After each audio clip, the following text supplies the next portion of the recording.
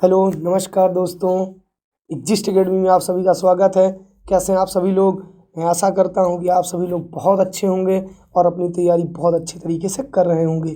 ठीक है, जैसा कि आपको पता ही है कि हम लोग सुपर 13 के सारे क्वेश्चन बहुत अच्छी तरीके से सॉल्व कर रहे हैं और मैं आशा करता हूँ आप लोग इसकी अच्छी से नोट्स बना रहे होंगे और अपनी तैयारी को बहुत ज़बरदस्त तरीके से कर रहे होंगे। ठीक है, आज हम लोग नेक्स्ट सेशन में मिलते हैं और इसी के साथ हमारा नेक्स्ट सेशन शुरू किया जाता है और इसके सारे क्वेश्चन आपकी किसी परीक्षा के लिए बहुत महत्वपूर्ण होने वाले हैं। ठीक है, तो हम लोग देरी ना करते हुए क्वेश्चन को शुरू करते हैं। ओके, तो आज का क्वेश्चन नंबर फर्स्ट है, देवप्रयाग में अलकनंदा एवं भागीरथी नदियां मिलकर किस नदी का निर्माण करती हैं।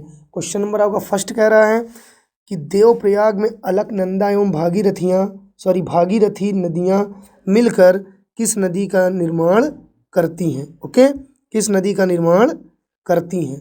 ठीक, ऑप्शन है यमुना नदी, दूसरा है गंगा नदी, तीसरा है गोदावरी नदी और चौथा है सिंधु नदी।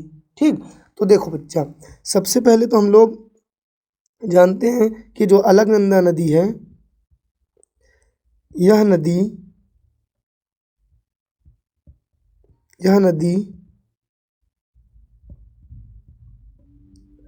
सतोपथ ग्लेशियर से निकलती है। अलकनंदा किस ग्लेशियर से निकलती है? सतोपथ ग्लेशियर से निकलती है। और सतोपथ ग्लेशियर है कहाँ पे? तो ये उत्तराखंड में है, यह उत्तराखंड राज्य में स्थित है। ठीक, और आपकी जो भागीरथी नदी है,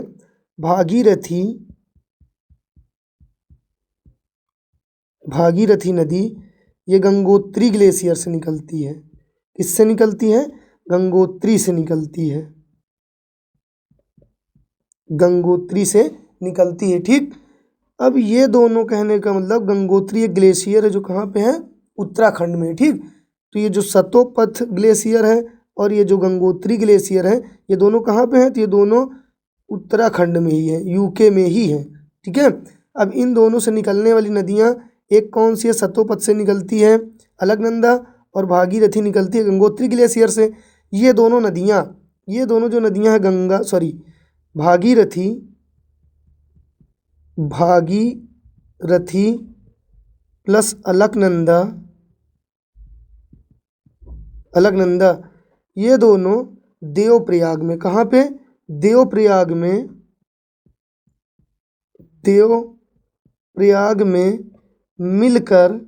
मिलकर किसका निर्माण करती हैं? तो गंगा नदी का निर्माण करती हैं। किसका निर्माण करती हैं? गंगा नदी का निर्माण करती हैं। कहाँ पे? देवप्रयाग में। और देवप्रयाग कहाँ पे है? तो ये उत्तराखंड राज्य में स्थित है, उत्तराखंड राज्य में स्थित है। कौन? देवप्रयाग। ठीक, तो अगर कह दिया जाए अलकनंदा में भागीरथी नदियां मिलकर किस नदी का निर्माण करती हैं, तो गंगा नदी का निर्माण करती हैं। Option B is right. Question number A का option number B is right. अब यहीं पे ध्यान देना कि जो गंगा नदी है, गंगा नदी की लंबाई ये 2525 है, 2525 किलोमीटर है। गंगा नदी की लंबाई कितनी है? 2525 किलोमीटर। ठीक है, यह नदी भारत के 5 राज्यों से होकर बहती है, 5 राज्यों से होकर बहती है। ठीक है, कितने राज्यों से होकर बहती है? 5। कौन कौन से? उत्तराखंड, उत्तर प्रदेश, पश्चिम बंगाल,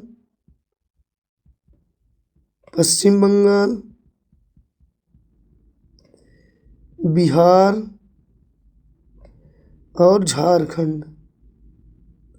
ये कितने राज्यों से होकर बहती है? तो गंगा नदी भारत के 5 राज्यों से होकर बहती है। ठीक है, अगर कह दिया भारत की सबसे लंबी नदी, तो गंगा है। भारत की सबसे लंबी नदी गंगा है। ठीक, और गंगा नदी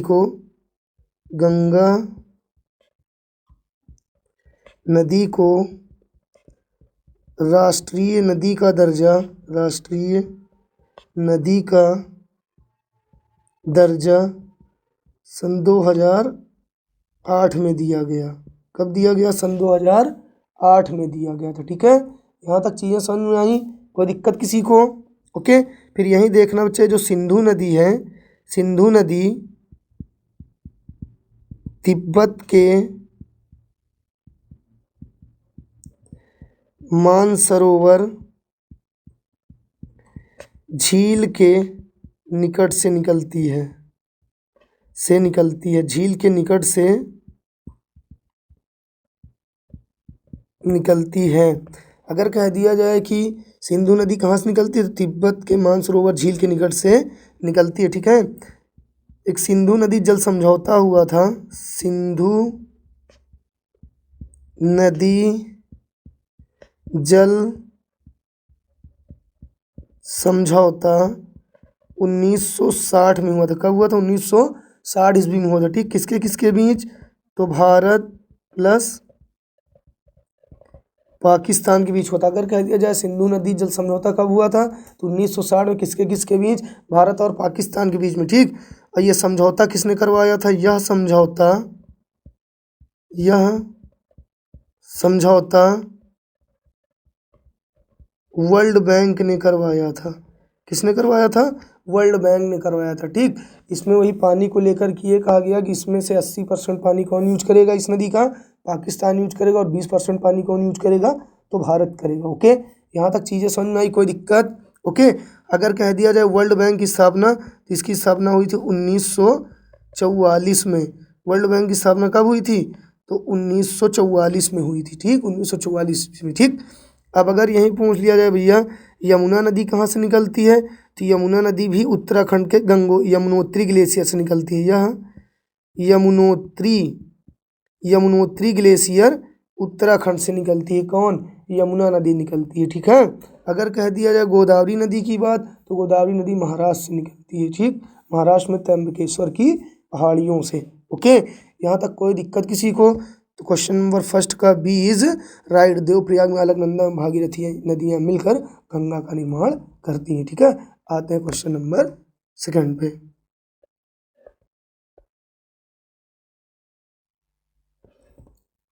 क्वेश्चन नंबर सेकंड कह रहा है, भारत में जनगणना के संबंध में एनपीआर का पूर्ण रूप क्या है? कह रहा है कि भारत में जनगणना के संबंध में एनपीआर का पूर्ण रूप क्या है? ऑप्शन ए है नेशनल प्रोग्राम रिपोर्ट, दूसरा है नेशनल पब्लिक रेडियो, और तीसरा है नेशनल पॉपुलेशन रजिस्टर, और चौथा इनमें से कोई नहीं। ओके, तो बच्चा देखो, कुछ चीज़ हम पहले जानने की कोशिश करते हैं। तो जो भारत है, ओके, तो अगर कह दिया जाए सबसे पहली जनगणना या पहली बार जनगणना 1872 में लॉर्ड मेयो के शासनकाल में हुई थी। अगर कह दिया जाए कि पहली बार जनगणना किसके शासनकाल में हुई थी, तो लॉर्ड मेयो के शासनकाल में हुई थी। ओके, अगर यहीं पे कह दिया जाए नियमित रूप से जनगणना, नियमित रूप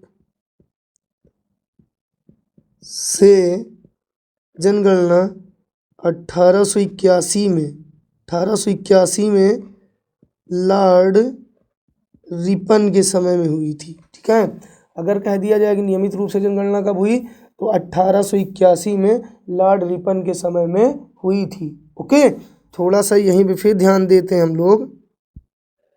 ओके भैया, अगर आपसे कह दिया जाए कि स्वतंत्र भारत की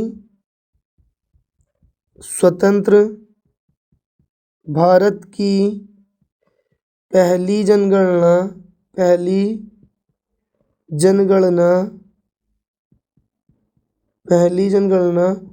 1951 में हुई। अगर कह दिया जाए स्वतंत्र भारत की पहली जनगणना कब हुई, तो 1951 में हुई थी। ठीक, अगर कह दिया जाए जनगणना का महान विभाजन वर्ष, जनगणना का महान विभाजन वर्ष 1921 माना जाता है। कब माना जाता है? 1921 21 को माना जाता है। ओके, कोई दिक्कत यहाँ तक? अगर आपसे कह दिया जाए कि जनसंख्या की दृष्टि से यूपी का सबसे बड़ा जिला, यूपी का सबसे बड़ा जिला तो कौन सा है? प्रयागराज है। ठीक, कौन सा है? प्रयागराज। ठीक, तो अगर कह दिया जाए भारत में जनसंख्या की दृष्टि से बड़ा राज्य तो कौन सा है? तो यूपी है। ठीक, जनसंख्या की दृष्टि से भारत में जनसंख्या की दृष्टि से भारत का सबसे छोटा राज्य तो कौन सा है? सिक्किम है। सिक्किम है। ठीक है, इतनी चीज़ें सबको समझ में आई? यहाँ तक कोई दिक्कत किसी को? ओके, तो अगर पूछा जाए भारत में जनगणना के संबंध में एनपीआर का पूर्ण रूप क्या है, तो national population register. Question number 2 का option number C is right. कोई दिक्कत यहाँ तक? बोलो जल्दी सभी लोग, नेक्स्ट चलते हैं। ओके बच्चा, अगर कहीं किसी कोई दिक्कत होती है तो आप लोग कमेंट बॉक्स में कमेंट कर सकते हैं और अच्छी तरीके से पढ़ाई करते रहिए। ठीक है, चलो हम लोग आते हैं क्वेश्चन नंबर नेक्स्ट पे। अब क्वेश्चन नंबर नेक्स्ट कह रहा है कि 1866 में लंदन में ईस्ट इंडिया एसोसिएशन की स्थापना निम्न में से किसने की थी? ऑप्शन ए है राजा राम मोहन राय, ऑप्शन बी है सत्येंद्र नाथ टैगोर, ऑप्शन सी है दादा भाई नौरोजी और ऑप्शन डी है सैयद अहमद खान। ओके, चलो तो देखो बच्चा, थोड़ा हम लोग अलग से कुछ जानने की कोशिश करते हैं। तो पहली बात तो जान लो राजा राम मोहन राय के बारे में। ठीक, ओके, तो राजा राम मोहन राय ने एक अखबार निकाला था, मिरातुल अखबार। मिरातुल, एक मिनट रुक जाना, इनका जो न्यूज़पेपर था वो था मिरातुल। ठीक है, किस भाषा में था? ये फारसी भाषा में था, फारसी भाषा में। ठीक, इन्होंने ही, राजा राम मोहन राय ने ही लिखी थी संवाद कौमुदी। ठीक है, संवाद कौमुदी किसकी है? तो राजा राम मोहन राय की ही है। ठीक है, राजा राम मोहन राय को राजा की उपाधि इनको राजा की उपाधि अकबर सेकंड ने दी थी। इनको राजा की उपाधि किसने दी थी? तो अकबर द्वितीय ने दी थी। ठीक भैया, अगर यहीं पे कह दिया जाए कि इन्होंने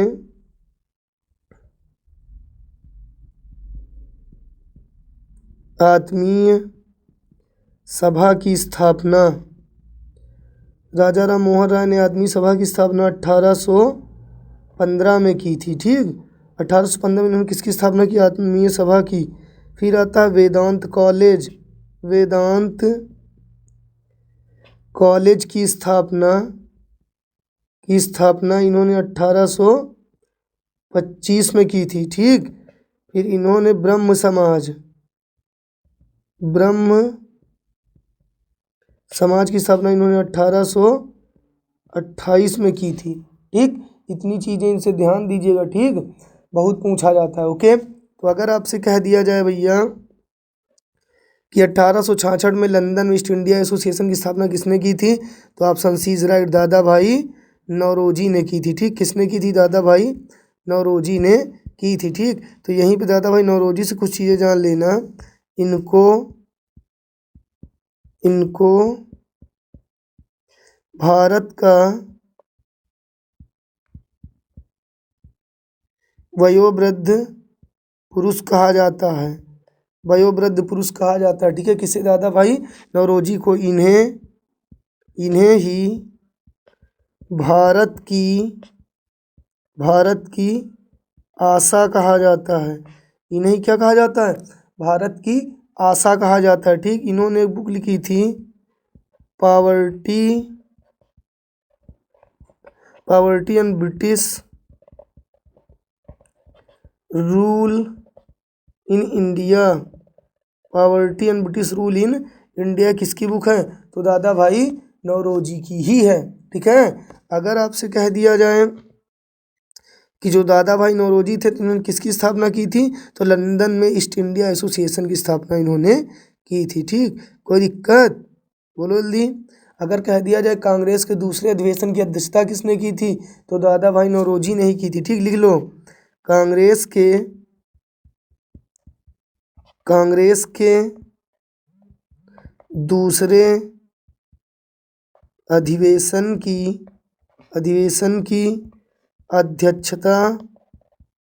अध्यक्षता इन्होंने ही की थी।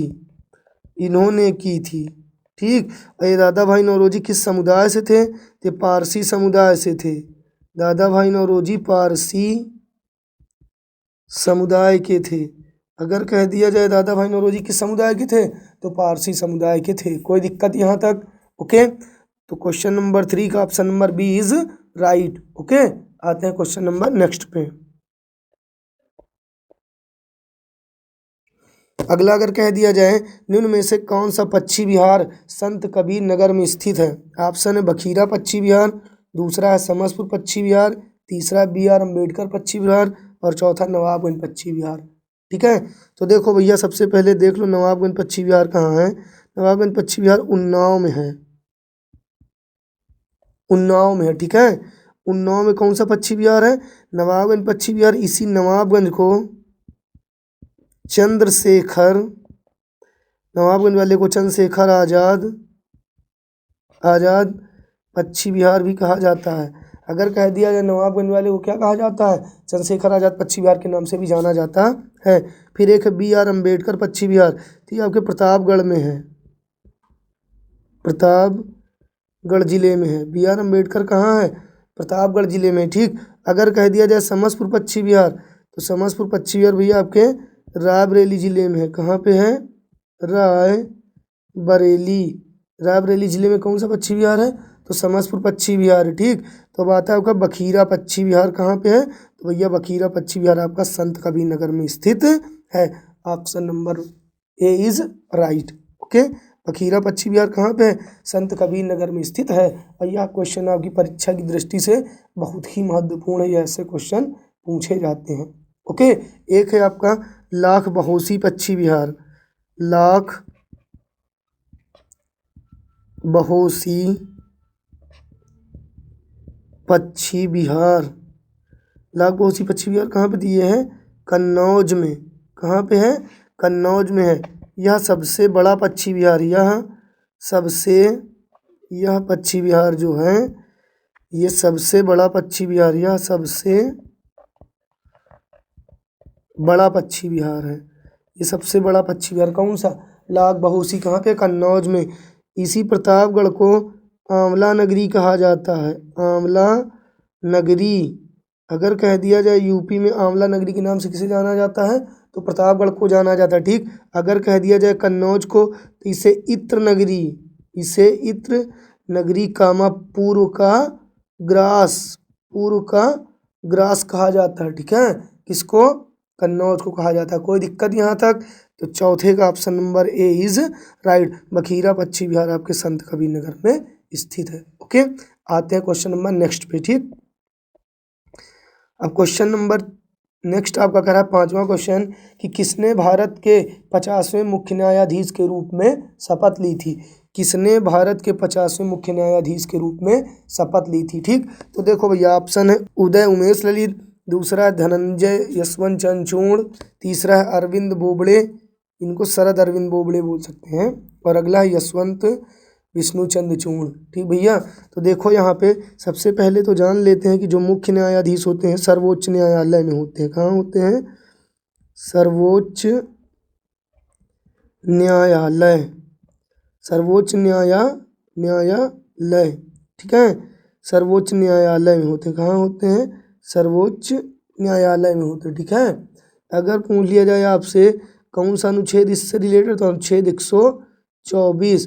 अनुच्छेद 124 किससे, सुप्रीम कोर्ट के जो मुख्य न्यायाधीश होते हैं उनसे रिलेटेड कौन सा अनुच्छेद है, अनुच्छेद 124 है। ठीक है, कोई दिक्कत यहाँ तक। अगर आपसे कह दिया जाए भैया कि जो सर्वोच्च न्यायालय यहाँ पे वर्तमान में कुल कितने जज हैं, तो यहाँ पे भैया वर्तमान में कुल 34 जज हैं, इनमें से 33 अन्य होते हैं और एक क्या होता है, 33 प्लस 1 मुख्य न्यायाधीश। ठीक, और इस समय के जो मुख्य न्यायाधीश हैं वो हैं आपके DY चंद्रचूड़। कौन है, DY चंद्रचूड़, धनंजय यशवंत चंद्रचूड़ है। ठीक है, तो अब ऑप्शन देख लो, उदय उमेश ललित, धनंजय यशवंत चंद्रचूड़, शरण अमी बोबड़े और यशवंत चंद्रचूड़। तो भैया प्रेजेंट टाइम में कौन है, 5 का option number B is right. ये धनंजय यशवंत चंद्रचूड़ इन्होंने 50वें जज के रूप में क्या किया है, शपथ ग्रहण किया है। ठीक है, यहाँ तक कोई दिक्कत। अब अगर यहीं पे बात कर ली जाए तो यहीं धनंजय यशवंत चंद्रचूड़ के पिताजी जो हैं उनका नाम है विष्णु यशवंत चंद्रचूड़। ठीक, इनका सबसे लंबा कार्यकाल है, इनका सबसे लंबा कार्यकाल था, सबसे लंबा कार्यकाल मतलब सबसे अधिक समय तक ये जज के पद पर रहे थे, लंबा कार्यकाल है। ठीक, ये सबसे ज़्यादा समय तक जो है कहने का मतलब एज ए जज के रूप में कार्य किए थे, लगभग 7 साढ़े 7 साल तक। ठीक, ओके। अगर कह दिया जाए सुप्रीम कोर्ट के न्यायाधीश की आयु क्या होती है, तो लगभग 65 वर्ष। ठीक है, सुप्रीम कोर्ट के जो जज होते हैं उनकी जो आयु होती है कितनी होती है, 65 वर्ष के लिए होती है। ठीक है, तो यहाँ पे फिर दिल्ली सुप्रीम कोर्ट की स्थापना, दिल्ली सुप्रीम कोर्ट की स्थापना, कोर्ट की स्थापना 28 जनवरी 1950 को हुई। ठीक, दिल्ली सुप्रीम कोर्ट की स्थापना कब हुई थी, 28 जनवरी 1950 को हुई थी। ठीक है, और इसके सबसे पहले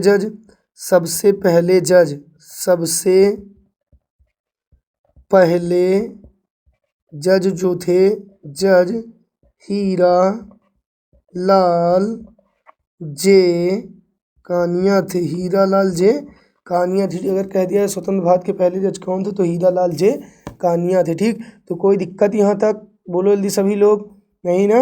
ओके, तो 5 का option number B is right. हम लोग आते हैं नेक्स्ट क्वेश्चन पे। ठीक, क्वेश्चन नंबर नेक्स्ट कह रहा है कि राष्ट्रीय स्तर की क्रिकेट चैंपियनशिप रणजी ट्रॉफी की शुरुआत हुई थी 1944 से 45 में, 1934 से 35 में, 1953 से 54, 1950 से 51 में। ठीक है, तो पहले तो देखो रणजी ट्रॉफी हो गया, देवधर ट्रॉफी, ये सब किससे हैं, क्रिकेट से संबंधित। देवधर ट्रॉफी किससे संबंधित है, क्रिकेट से संबंधित है। ठीक, अगर कह दिया जाए ये रणजी ट्रॉफी जो देवधर होती है टेस्ट मैच से रिलेटेड होती है, किससे, टेस्ट मैच से संबंधित होती है, टेस्ट मैच से संबंधित होती हैं। ठीक है, तो अगर कह दिया जाए टेस्ट मैच के पहले भारतीय कप्तान, टेस्ट मैच के पहले भारतीय कप्तान लाला अमरनाथ थे, लाला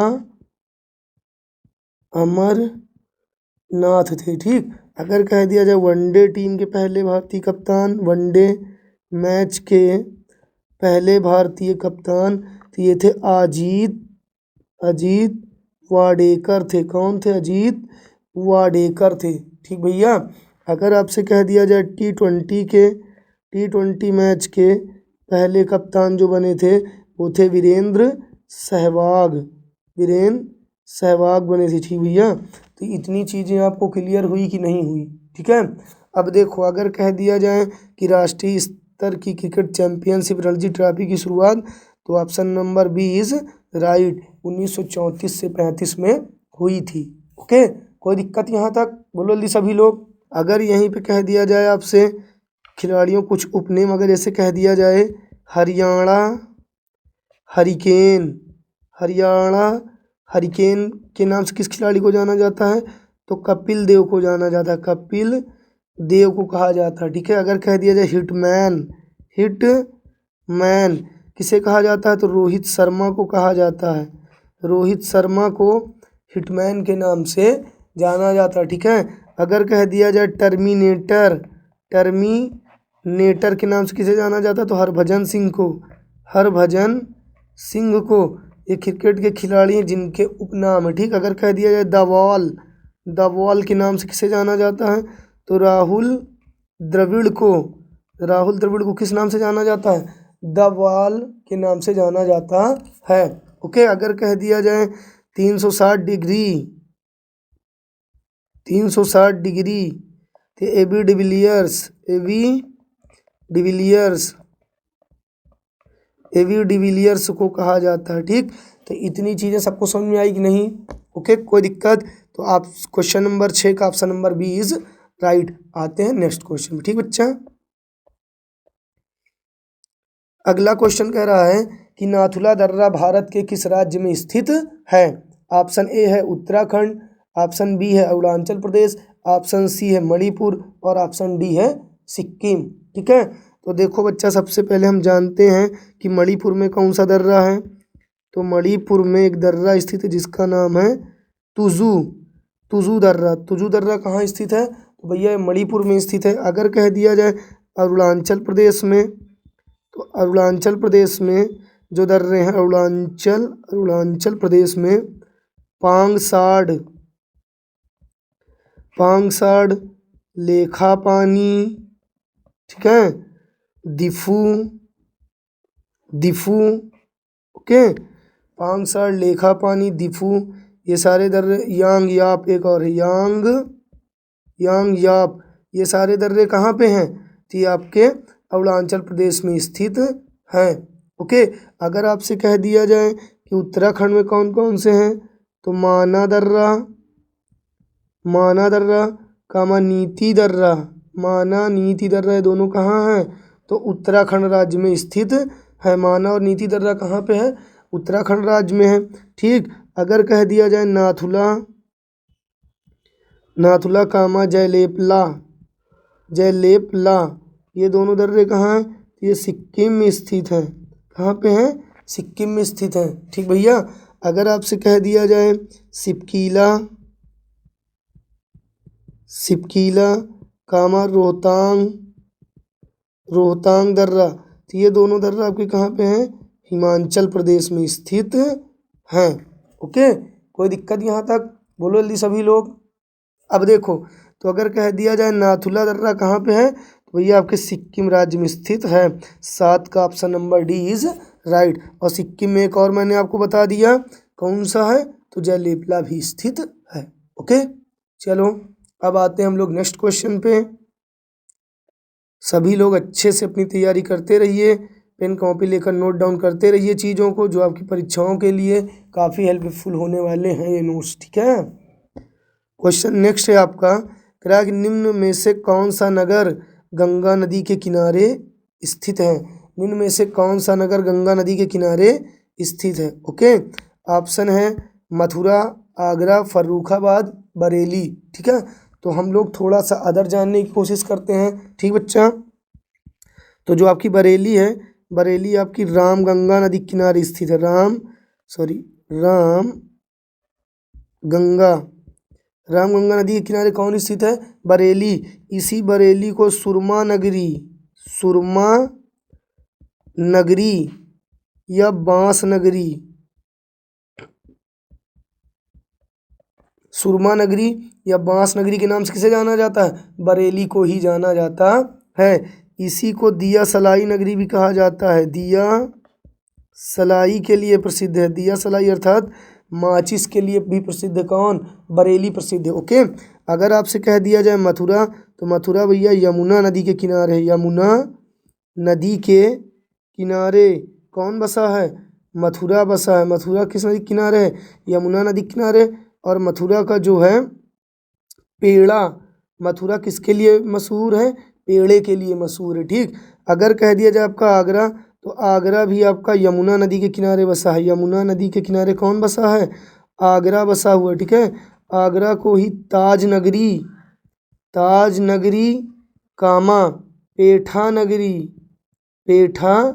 नगरी भी किसे कहा जाता है? तो आगरा को ही कहा जाता है। ओके, अगर कह दिया जाए कि जो ताजमहल है, ताजमहल, तो ये आगरा में है ना, और इसको किसने बनवाया था? तो शाहजहां ने बनवाया था। अगर कह दिया जाए ताजमहल किसने बनवाया था? तो शाहजहां ने बनवाया था। ओके भैया। अब आपसे अगर पूछा जाए कि निम्नलिखित में से कौन सा गंगा नदी किनारे स्थित है, तो option number C is right. Farrukhabad आपका किस नदी के किनारे है? गंगा नदी के किनारे स्थित है। ओके, कोई दिक्कत आया सबको समझ में? एक आध दो चीजें और जान लेते हैं। अब जैसे आपका हो गया कानपुर, कानपुर किस नदी के किनारे है? तो गंगा नदी के किनारे। लखनऊ, लखनऊ आपका किस नदी के किनारे है? तो गोमती नदी के किनारे है। लखनऊ किस नदी के किनारे? गोमती। जौनपुर आपका किस नदी के किनारे है? तो जौनपुर भी गोमती नदी के किनारे है। ठीक है। अगर आपसे कह दिया जाए चित्रकूट, तो चित्रकूट आपका मंदाकिनी नदी के किनारे। मंदाकिनी, मंदाकिनी प्लस पयस्विनी, पयस्विनी नदी के किनारे कौन स्थित है?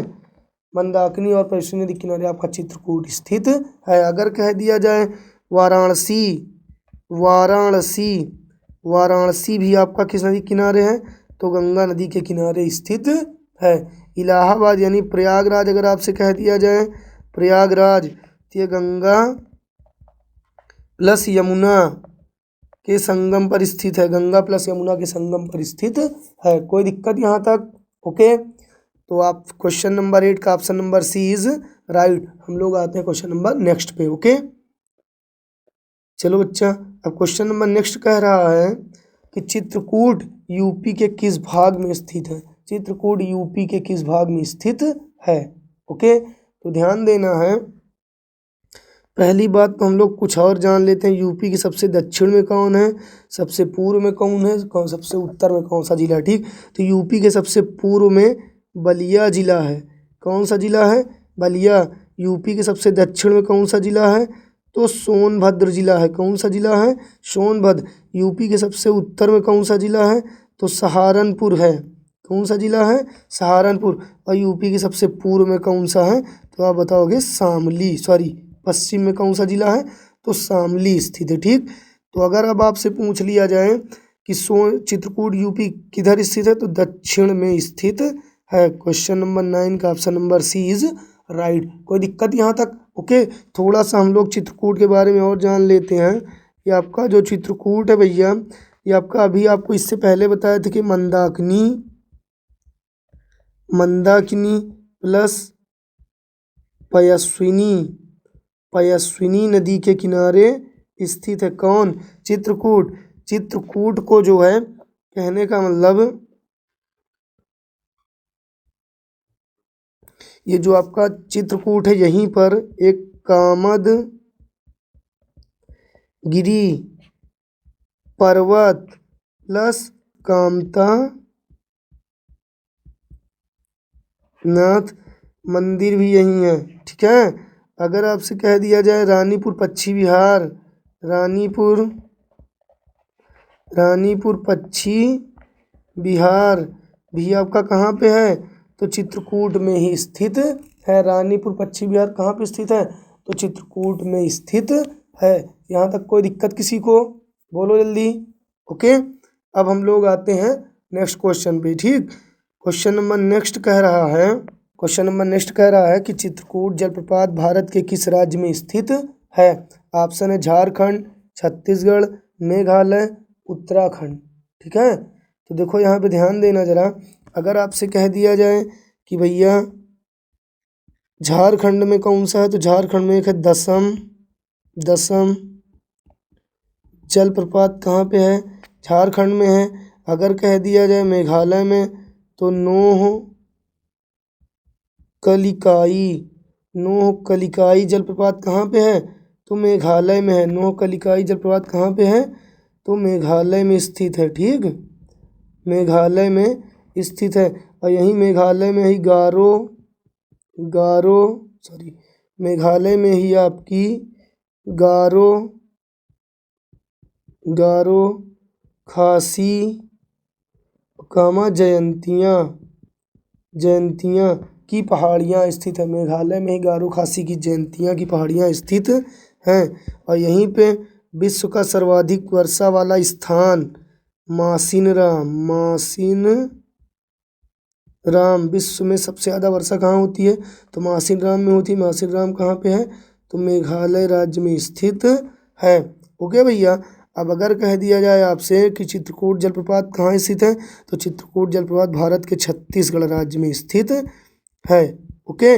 अब यहाँ पे ध्यान देना जरा, चित्रकूट जलप्रपात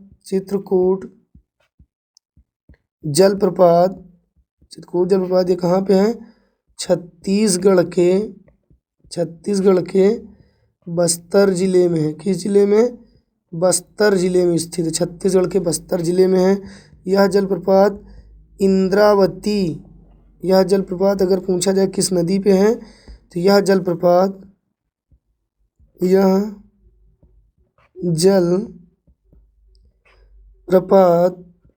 इंद्रावती नदी पर स्थित है। इंद्रावती नदी पर स्थित है। इसे भारत का नियाग्रा कहा जाता है। भारत का नियाग्रा किसे कहा जाता है? तो आप बताएंगे भैया चित्रकूट जलप्रपात को कहा जाता है। अगर आपसे कह दिया जाए कुंचिकल जलप्रपात कहाँ है? कुंचिकल जलप्रपात ये कहाँ पे? कर्नाटक राज्य में स्थित है। कुंचिकल जलप्रपात कहाँ पे है? कर्नाटक राज्य में स्थित है। ये भारत का सबसे ऊंचा जलप्रपात है। ठीक। अगर आपसे पूछ लिया जाए बरेही पानी जलप्रपात, बरेही पानी जलप्रपात, तो ये कहाँ थी? ये ओडिशा राज्य में स्थित है। ठीक है, ओडिशा राज्य में स्थित है। कहाँ पे स्थित है? तो ओडिशा राज्य में स्थित है। कोई दिक्कत यहाँ तक? तो क्वेश्चन नंबर 10 का option number B is right. Chitrakoot जलप्रपात भारत के छत्तीसगढ़ राज्य में स्थित है। ओके बच्चा, चलो हम लोग आते हैं क्वेश्चन नंबर नेक्स्ट पे। अगर आपसे कह दिया जाए कि महाराष्ट्र में पोला त्योहार में किस जानवर की पूजा की जाती है? ओके, तो यहाँ पे देखो भैया, महाराष्ट्र में कह रहा है पोला त्योहार में किस जानवर की पूजा की जाती है। ए है सिंह, बी है वृषभ, सी है हाथी, डी है सांप। ठीक है, तो पहले एक चीज़ ध्यान दे देना, महाराष्ट्र में कुछ फेस्टिवल होते हैं। एक होता है लावड़ी, एक होता है तमाशा, एक होता है कोली। ये सब फेस्टिवल कहाँ होते हैं? तो महाराष्ट्र में होते हैं। महाराष्ट्र में ही आपका गणेश चतुर्थी भी मनाई जाती है। ठीक है, गणेश चतुर्थी कहाँ का सबसे फेमस? तो महाराष्ट्र का ये। ठीक, तो अगर आपसे कह दिया जाए भैया कि महाराष्ट्र में जो है एक जगह स्थित है जिसको बोलते हैं दो गुफाएं स्थित है महाराष्ट्र में। महाराष्ट्र में दो गुफाएं हैं, एक है अजंता और प्लस एलोरा की गुफाएं। अजंता एवं एलोरा की गुफाएं कहाँ हैं? तो भैया महाराष्ट्र के औरंगाबाद में। कहाँ पे? औरंगाबाद में है। ठीक, और इसी औरंगाबाद का वर्तमान नाम जो बदल कर दिया गया है, वर्तमान नाम इसका है छत्रपति संभाजी महाराज। औरंगाबाद का नया नाम क्या? छत्रपति संभाजी महाराज है। ठीक है, अगर यहीं पे कह दिया जाए तो भैया कुछ समय पहले महाराष्ट्र के अल्फांसो आम कामा सफ़ेद प्याज कामा कोल्हापुरी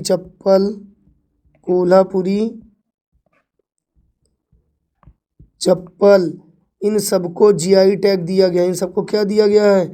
जीआई टैग दिया गया था। ओके, तो कोई दिक्कत यहाँ तक? बोलो जल्दी सभी लोग। ओके, और अगर जानना हो तो जान लो, महाराष्ट्र जनसंख्या की दृष्टि से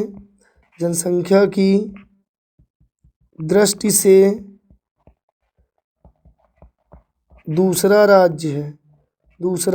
अगर कह दिया जाए जनसंख्या की दृष्टि से दूसरा राज्य कौन सा है? तो महाराष्ट्र है आपका। ठीक भैया, तो अगर कह दिया जाए महाराष्ट्र में पोला फेस्टिवल में किस जानवर की पूजा होती थी? तो भैया वृषभ मतलब बैल की पूजा होती थी, सांड की पूजा होती। इसमें क्या करते हैं, इस दिन सांड की क्या करते हैं, अच्छे तरीके से पूजा वगैरह करते हैं। ठीक है, फिर इनको दौड़ाया जाता है। ठीक, तो अगर कह दिया ऑप्शन नंबर 11 का कौन सा, तो ऑप्शन नंबर 11 का बी इज राइट। ओके, आते हैं नेक्स्ट क्वेश्चन पे। ठीक, क्वेश्चन नंबर नेक्स्ट कह रहा है निम्नलिखित रोगों में से किसे धनु स्तंभ के नाम से जाना जाता है। धनु स्तंभ पूछ रहा है बच्चा। ठीक है, तो ऑप्शन है टिटनेस, हैजा, दाद और अरक्तता। तो देखो यहाँ ध्यान देना है भैया। पहले हैजा जो होता है ये तो आपका बैक्टीरिया से होता है, बैक्टीरिया यानी जीवाणु से। हैजा किससे होता है? जीवाणु से। दाद किससे होता है? कवक से होता है, फंजाई से। ठीक है, अरक्तता क्या होता है? ये एनीमिया होती है। एनीमिया, एनीमिया क्या होती है भैया आपकी? कहने का मतलब खून की कमी। खून की कमी के कारण कौन सा रोग होता है? एनीमिया। एनीमिया में क्या होता है? अरक्तता, खून की कमी हो जाती है। ठीक है, अगला यहीं पे ध्यान देना। अगर आपसे कह दिया जाए धनु स्तंभ किसको कहा, तो टिटनेस को कहा जाता है। किसको कहा जाता है? टिटनेस को कहा जाता है। ओके, इतना समझ में आया कि नहीं आपको? अगर कह दिया जाए कि टिटनेस में कौन सा टीका लगाया जाता है, तो डीपीटी का डीपीटी का टीका लगाया जाता है। कौन सा? डीपीटी का एक टीका है। डिप्थीरिया, पर्ट्यूसिस और टिटनेस, ये तीनों में लगता है। कौन सा टीका? डीपीटी का टीका। ओके, जिसको बोलते हैं डिप्थीरिया, पर्ट्यूसिस और tetanus. Diphtheria, pertussis and tetanus में लगाया जाता है। कोई दिक्कत यहाँ तक? ओके, अगर जैसे आपको कह दिया जाए कि जीवाणु जनित रोग, जीवाणु जनित रोग, तो जैसे प्लेग हो गया, प्लेग है, डिप्थीरिया है, कुष्ठ रोग है, टिटनेस है, न्यूमोनिया है, हैजा है, ये सब कैसे रोग हैं? तो भैया जीवाणु जनित रोग हैं। दो चीज़ें और देख लेना, एक होता है ग्लूकोमा, ग्लूकोमा एक होता है ट्रैकोमा। ग्लूकोमा और ट्रैकोमा ये दोनों आँखों से संबंधित रोग हैं। आँखों से संबंधित रोग हैं। कौन कौन से? ग्लूकोमा और ट्रैकोमा। ग्लूकोमा और ट्रैकोमा रोग किससे हैं? आँख से संबंधित रोग हैं। ठीक है भैया, कोई दिक्कत यहाँ तक? ओके, चलो तो 12 का option number A is right. आते हैं question number next and last पे। ओके, और मैं आशा करता हूँ कि सेशन आपको बहुत अच्छा लग रहा होगा। अगर आपको चीज़ें अच्छी लग रही हों, कंटेंट यूज़फुल लग रहा हो, तो वीडियो को लाइक करिए, चैनल को सब्सक्राइब करिए और शेयर करिए। ठीक है, ओके। अब हम लोग आते हैं अपने क्वेश्चन नंबर 13 पे, और लास्ट क्वेश्चन कह रहा है कि भारतीय संविधान के इस अनुच्छेद के तहत राष्ट्रपति को क्षमादान की शक्तियाँ प्राप्त हैं। राष्ट्रपति को क्षमादान की शक्तियाँ प्राप्त हैं। ठीक है भैया, तो पहली बात तो ये ध्यान देना है कि जो राष्ट्रपति होता है, अनुच्छेद 52 क्या कहता है कि भारत का एक राष्ट्रपति होगा। राष्ट्रपति एक होगा, भारत का क्या होगा? एक राष्ट्रपति होगा। फिर यहीं आता है अनुच्छेद 53। अनुच्छेद क्या आता है? 53। ये कार्यपालिका का प्रमुख होगा। कार्यपालिका का प्रमुख होगा कौन? राष्ट्रपति। राष्ट्रपति किसका प्रमुख होगा? कार्यपालिका का होगा। ठीक है, अगर कह दिया जाए भैया अनुच्छेद 57 में क्या है? अनुच्छेद 57 में तो राष्ट्रपति का पुनर्निर्वाचन किसका? राष्ट्रपति का पुनर्निर्वाचन। अगर कह दिया जाए अनुच्छेद 58, तो अनुच्छेद 58 भैया राष्ट्रपति की योग्यताएं, राष्ट्रपति की योग्यता है। किसमें? अनुच्छेद 58 में। यहीं पे ध्यान देना। अगर कह दिया जाए अनुच्छेद 61 तो भैया राष्ट्रपति पे महाभियोग, राष्ट्रपति पर महाभियोग अगर लगे कि वो संविधान के नियमों का क्या कर रहा है? उल्लंघन कर रहा है, तो उस पर महाभियोग लगा के उसको हटाया जा सकता है। फिर है अनुच्छेद 62 राष्ट्रपति के पद की पूर्ति, या फिर ऐसा लिख लो रिक्त पद की पूर्ति। यहीं लिख लो रिक्त पद की पूर्ति। रिक्त पद की पूर्ति किसमें? अनुच्छेद 62 में। ठीक भैया। तो अब अगर आपसे कह दिया जाए कि भारतीय संविधान के किस अनुच्छेद के तहत राष्ट्रपति को क्षमादान की शक्तियाँ प्राप्त हैं, तो यहीं पे लिखना है अनुच्छेद 72 के तहत राष्ट्रपति की